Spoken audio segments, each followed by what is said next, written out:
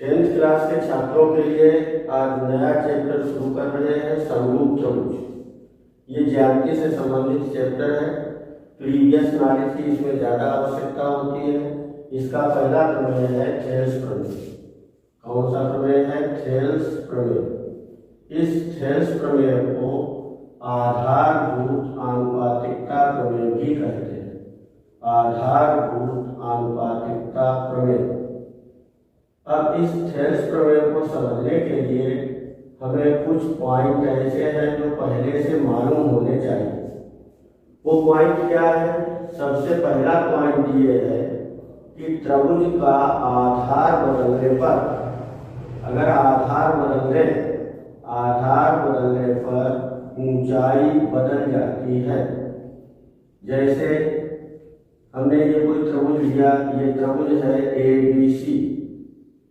अब इस त्रिभुज ABC में अगर हमने BC आधार लिया तो ऊंचाई हम A की लेंगे। अगर हमने AC आधार लिया तो ऊंचाई हम BE लेंगे। और अगर हमने AB आधार लिया तो ऊंचाई हम CF करेंगे। मतलब आधार BC है तो ऊंचाई AD है, आधार AC है तो ऊंचाई BE है, आधार AB है तो ऊंचाई CF है। मतलब अगर आधार बदल देते हैं तो ऊंचाई बदल जाती है। और त्रिभुज के क्षेत्रफल का सूत्र सभी बच्चे जानते हैं, 1/2 आधार गुणे ऊंचाई। दूसरा पॉइंट इसमें यह है कि एक ही आधार और समान समांतर रेखाओं के बीच बने त्रिभुजों के क्षेत्रफल समान होते हैं। एक ही आधार और समान समांतर रेखाओं के बीच बने त्रिभुजों के क्षेत्रफल समान होते हैं। जैसे ये 9th क्लास में पढ़ाया जाता है। 9th क्लास में ये प्रमेय था आपके समांतर चतुर्भुज चैप्टर में। तो क्या प्रमेय था? यही कि एक ही आधार और समान समांतर रेखाओं के बीच बने त्रिभुजों के क्षेत्रफल समान होते हैं। जैसे हमने दो समांतर रेखाएं ली, एक त्रिभुज ये बनाया, ये है मान लीजिए PQR। अब इस QR आधार पर ही दूसरा त्रिभुज बना दें QRS, तो इन दोनों के क्षेत्रफल समान होंगे। तो ये दो बातें हमें यहाँ पर पहले से मालूम होनी चाहिए, तभी हम आधारभूत आनुपातिकता प्रमेय समझ पाएंगे। तो अब इसमें आधारभूत आनुपातिकता प्रमेय क्या है, पहले हम उसका स्टेटमेंट समझें। प्रमेय का स्टेटमेंट है कि किसी त्रिभुज में किसी एक भुजा के समांतर खींची गई रेखा शेष दोनों भुजाओं को समानुपात में विभाजित करती है। जैसे ये कोई त्रिभुज है ABC। अब इसमें हमने BC के समांतर रेखा खींच दी DE। तो अब ये जो DE रेखा है BC के समांतर है, तो ये AB और AC को समान अनुपात में विभाजित करेंगे। अर्थात AD और BD का अनुपात AE और BC का अनुपात बराबर होगा। तो सबसे पहले हम इसका स्टेटमेंट लिखेंगे। किसी त्रिभुज में किसी एक भुजा के समांतर खींची गई रेखा, एक भुजा के समांतर खींची गई रेखा शेष दोनों भुजाओं को समानुपात में विभाजित करती है। शेष दोनों भुजाओं को समानुपात में विभाजित करती है। ये इसका स्टेटमेंट है। ये स्टेटमेंट हमें मालूम रहना चाहिए। जब तक ये स्टेटमेंट हमें मालूम नहीं होगा तो इस पे आधारित जो भी प्रश्न है हम उनको हल नहीं कर पाएंगे, नहीं समझ पाएंगे। तो अब इसे हम प्रूव कैसे करेंगे, इसको हम किस तरीके से सिद्ध करते हैं। हमने एक त्रिभुज ABC लिया, ये त्रिभुज ABC है। इसमें हमने DE रेखा BC के समांतर खींची। अब इस प्रमेय के स्टेटमेंट से हमें क्या जानकारी मिल रही है कि त्रिभुज एबीसी में डीई रेखा बीसी के समांतर है। तो हम ज्ञात है हेडिंग डाल करके यही लिखते हैं, त्रिभुज एबीसी में डीई समांतर बीसी सिद्ध करना है। तो हमें क्या सिद्ध करना है?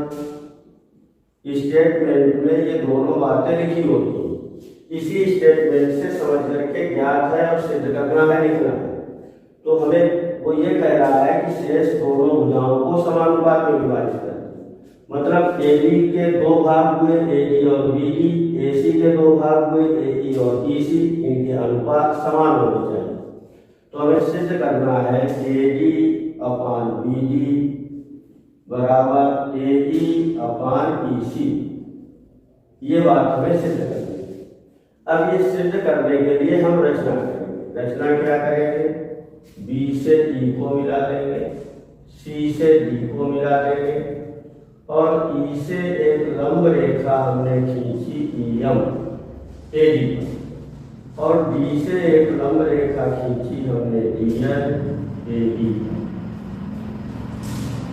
अब देखो, अभी जैसे हमने शुरुआत में बताया था कि एक ही आधार और समान समांतर रेखाओं के बीच बने त्रिभुजों के क्षेत्रफल समान होते हैं।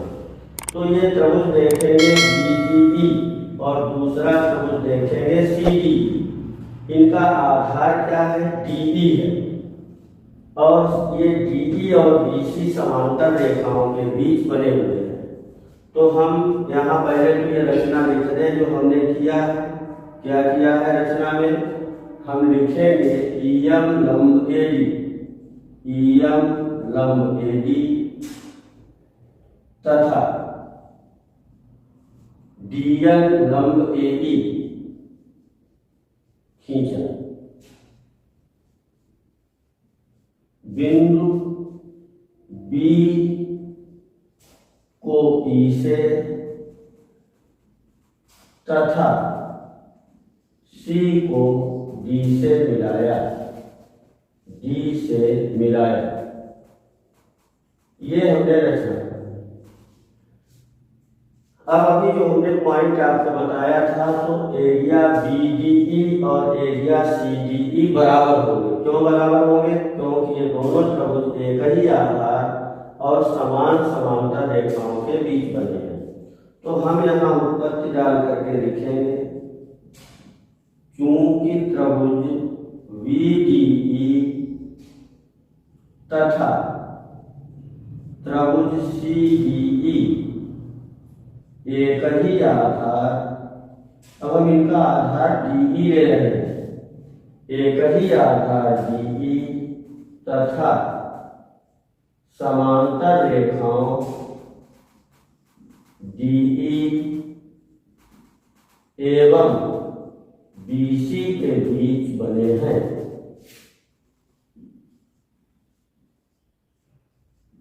इसलिए क्या होगा? एरिया त्रिभुज BDE बराबर होगा एरिया त्रिभुज CDE, बराबर लिखेंगे एरिया त्रिभुज CDE, इनके क्षेत्रफल बराबर होगा। अब ऊपर त्रिभुज बन रहा है हमारा ADE। हम क्या करें? इस समीकरण में जो हमने लिखा है त्रिभुज के क्षेत्रफल बराबर है, इसमें दोनों ओर एरिया त्रिभुज ADE का भाग करना। तो लिखेंगे दोनों ओर एरिया त्रिभुज ADE का भाग करने पर, अब इसमें भाग कर देते हैं तो क्या लिखेंगे? एरिया त्रिभुज BDE बटे एरिया त्रिभुज ADE बराबर एरिया त्रिभुज CDE बटे एरिया त्रिभुज ADE। अब देखो BDE का क्षेत्रफल हम कैसे ज्ञात करेंगे? इसके लिए हमें एक जानकारी और होनी चाहिए कि जैसे अगर कोई अधिक कोण त्रिभुज है, ये अधिक कोण त्रिभुज है ABC और हमने कहा हम इसका आधार BC लेंगे, तो ऊंचाई क्या आएगी, यहाँ से लंब रेखा खींचनी होगी, इसे पीछे बढ़ाएंगे तो ये पॉइंट, ये एडी रेखा इस त्रिभुज की ऊंचाई होगी। तो अब अगर हम त्रिभुज बीडी देखेंगे तो बीडी आधार लेंगे इसका, तो ऊंचाई इसकी ईएम होगी। इसी तरीके से अगर हम सीडीई को देखेंगे तो इसका आधार सीई लेंगे तो ऊंचाई डीएम ली जाएगी। तो इन्हीं का प्रयोग करके हम इस त्रिभुज का क्षेत्रफल लिखेंगे। किस तरीके से लिखें, बीडीई का क्षेत्रफल क्या लिखेंगे, 1/2 आधार बीडी ऊंचाई ईएम अपान एडी का क्षेत्रफल। ये त्रिभुज एडीई है, इसका आधार अगर एडी लेंगे तो ऊंचाई ईएम होगी, तो लिखेंगे 1/2 एडी इंटू ईएम बराबर। अब जब सीई का क्षेत्रफल लिखेंगे तो इसका आधार सीई और ऊंचाई डीएन, तो लिखेंगे 1/2 गुणा सीई गुणा डीएन बटे। अब एडी का क्षेत्रफल लेंगे तो आधार एई लेना होगा, ऊंचाई डीएन लेंगे, तो 1/2 गुणे एई गुणे डीएन। अब देखिए 1/2 दोनों जगह कैंसिल हो गया, ईएम से ईएम कैंसिल हो गया, डीएन से डीएन कैंसिल हो गया, तो हमें क्या मिला, BD upon AD, BD upon AD बराबर मिला सीई अपान एई।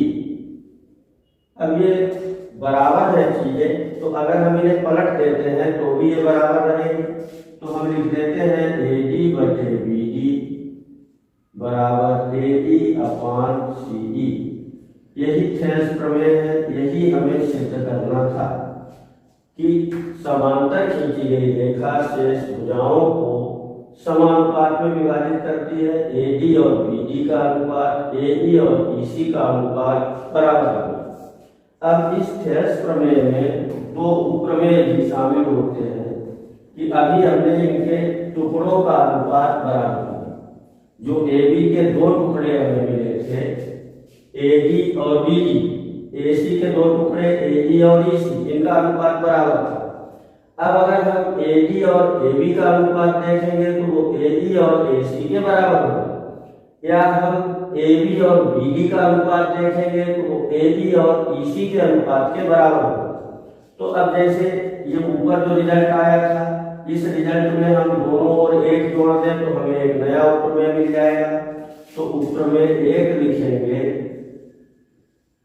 लिखेंगे चूंकि BD upon AD equal to CE upon AE, ऐसा हमने सिद्ध किया है।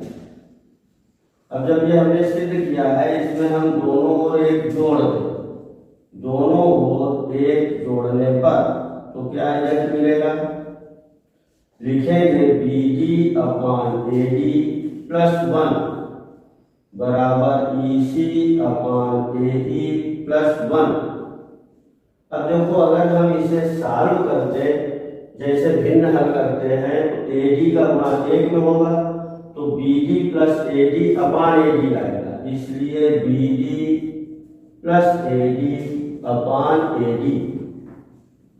इसी तरीके से इधर आएगा ईसी प्लस एई अपान एई। अब देखिए बीडी प्लस एडी अगर हम फिगर में देखेंगे, बीडी प्लस एडी क्या बन जाएगा, एडी, तो हम लिखेंगे इसलिए एबी अपान एडी बराबर ईसी प्लस एडी क्या बन जाएगा, एसी बराबर एसी अपान एडी। ये पहला उपप्रमेय हम कह सकते हैं इसे कि एबी का एडी से और एसी का एई से अनुपात बराबर है। अब जो हमने दूसरा मुख्य प्रमेय में जो हमने रिजल्ट निकाला था, उसमें अगर हम दोनों ओर एक जोड़ देते हैं तो क्या मिलेगा, हमें लिखेंगे उपप्रमेय 2। क्या लिखेंगे, उपप्रमेय 2, इसमें लिखना है एडी अपान बीडी बराबर AD अपान CE, ऐसा हमने सिद्ध किया है। तो जब हमने सिद्ध किया है तो दोनों ओर इसमें एक जोड़ दें, दोनों ओर एक जोड़ने पर तो क्या मिलेगा, AD अपान BD प्लस 1 AE अपान CE प्लस 1। अब अगर हम इसे हल करेंगे भिन्न की तरह जैसे हल किया जाता है, इसका क्या हल आएगा, 1 में मल्टीप्लाई BD तो AD प्लस BD अपान BD, यहाँ होगा AE प्लस CE अपान CE, तो ये हो जाएगा AD प्लस BD AB अपान BD बराबर AC अपान CE। ये दूसरा उत्तर में होगा। तो कहने का मतलब ये है कि अगर दो भाग लेंगे उनका अनुपात बराबर होगा, भुजा से ऊपर वाले भाग के अनुपात बराबर होंगे, भुजा से नीचे वाले भागों के अनुपात बराबर होंगे। तो ये रिजल्ट, ये 3 रिजल्ट हैं थेल्स प्रमेय में। इन तीनों का प्रयोग हम ज्यामिति के प्रश्नों को हल करने में करते हैं। तो ये थेल्स प्रमेय है, आधारभूत आनुपातिकता प्रमेय भी इसे कहते हैं, बीबीटी भी कहते हैं, बेसिक प्रोपोर्शनलिटी थ्योरम। तो इसके बारे में पूरी जानकारी होनी चाहिए, इसका स्टेटमेंट मालूम हो।